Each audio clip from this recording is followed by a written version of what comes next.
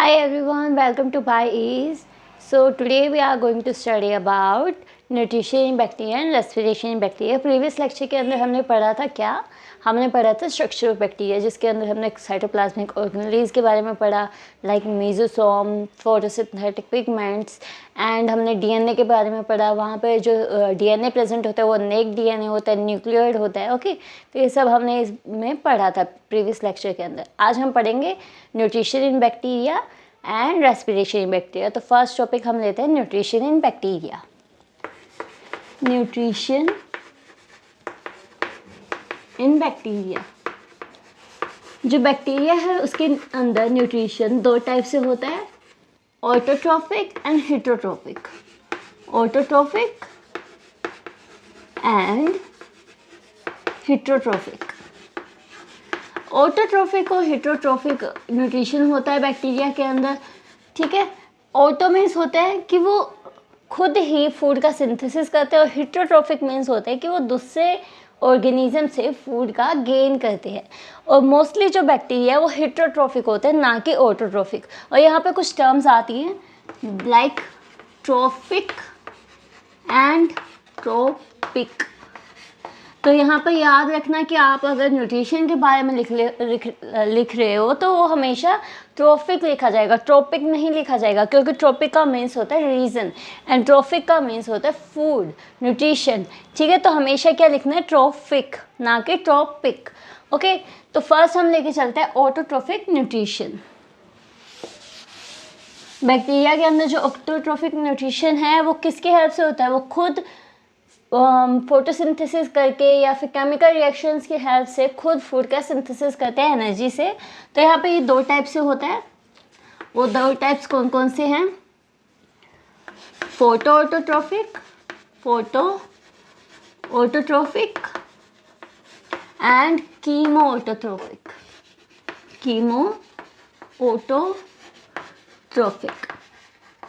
देखो, photo means क्या होता है, लाइट. ऑटोट्रॉफिक मीन्स खुद फूड का सिंथेसिस कर रहे हैं. कीमो मीन्स होता है केमिकल. ऑटोट्रॉफिक मीन्स खुद सिंथेसिस कर रहे हैं. तो यहाँ पर वो लाइट की हेल्प से फूड का सिंथेसिस करते हैं, यहाँ पे केमिकल रिएक्शंस की हेल्प से फूड का सिंथेसिस करते हैं. ठीक है, फर्स्ट हम लेके चलते हैं फोटो ऑटोट्रॉफिक. तो यहाँ पे वो किसकी हेल्प से कर रहे हैं, लाइट की हेल्प से फूड का सिंथेसिस कर रहे हैं.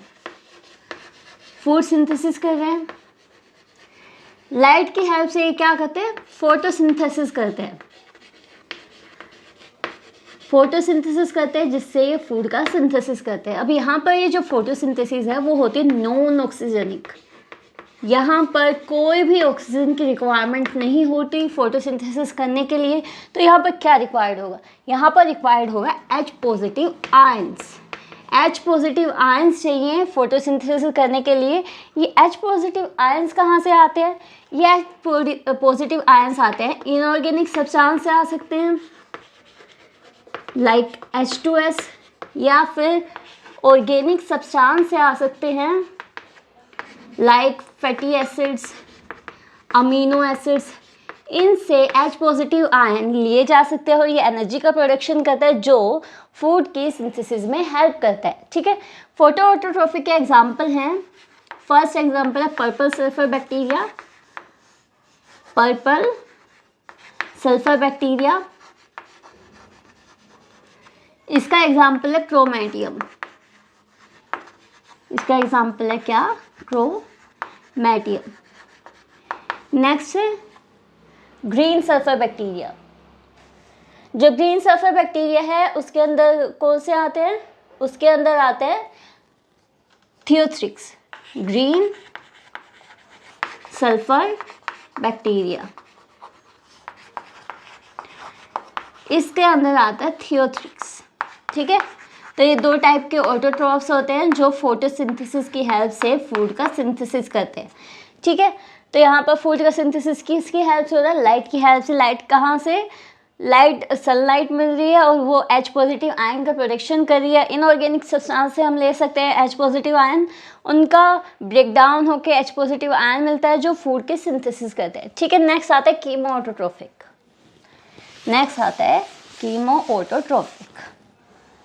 जो कीमो ऑटोट्रॉफिक है वहाँ पर केमिकल रिएक्शन की हेल्प से फूड का सिंथेसिस किया जाता है।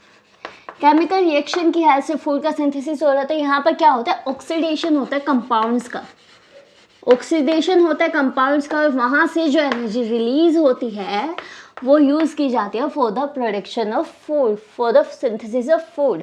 ठीक है, इसका एग्जाम्पल है कुछ नाइट्रीफाइंग बैक्टीरिया होते हैं जो क्या करते हैं, नाइट्रोजन का ऑक्सीडेशन करते हैं, नाइट्रोजन का ऑक्सीडेशन करते हैं, और वो नाइट्रोजन के ऑक्सीडेशन के बाद जो एनर्जी रिलीज होती है उसको वो यूज़ करते हैं as a source for food synthesis. इसके एग्जांपल है नाइट्रीफाइंग बैक्टीरिया के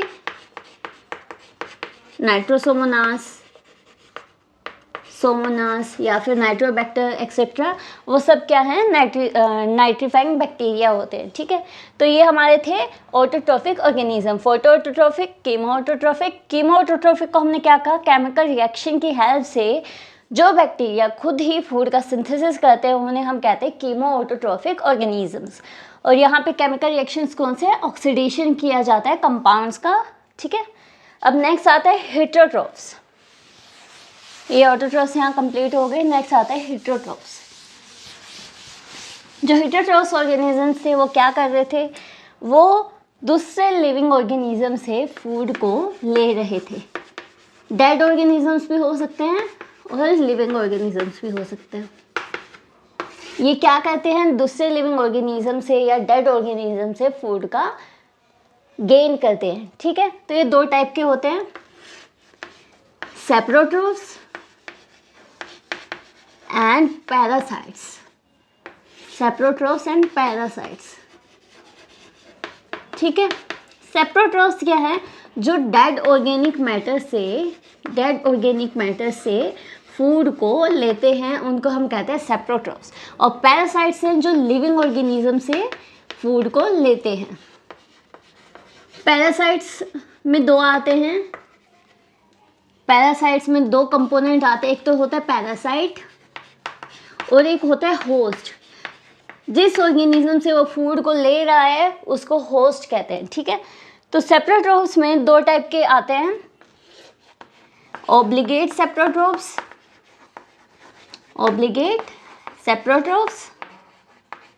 एंड फैकल्टेटिव पैरासाइट्स।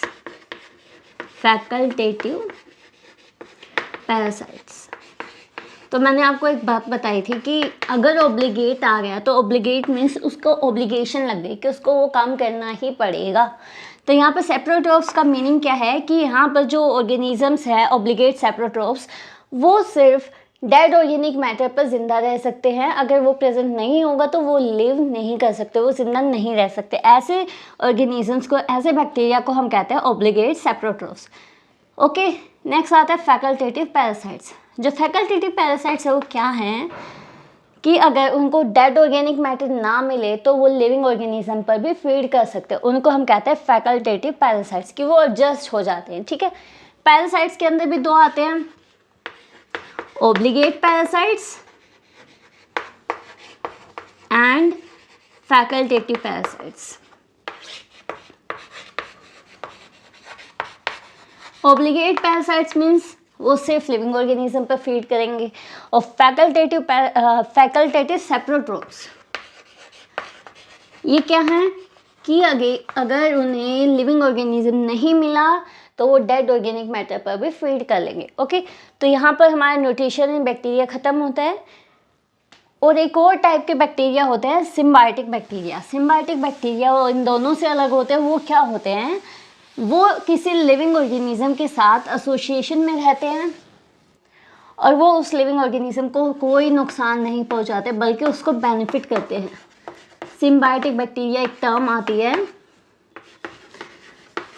यहाँ पर क्या होता है, सिम्बायोसिस शो किया जाता है बोथ ऑर्गेनिज्म के द्वारा। इसका एग्जाम्पल है राइजोबियम बैक्टीरिया। जो राइजोबियम बैक्टीरिया है वो रूट्स में रहता है, मैंग्रोव प्लांट्स के रूट्स में रहता है। राइजोबियम बैक्टीरिया तो क्या करता है, उसका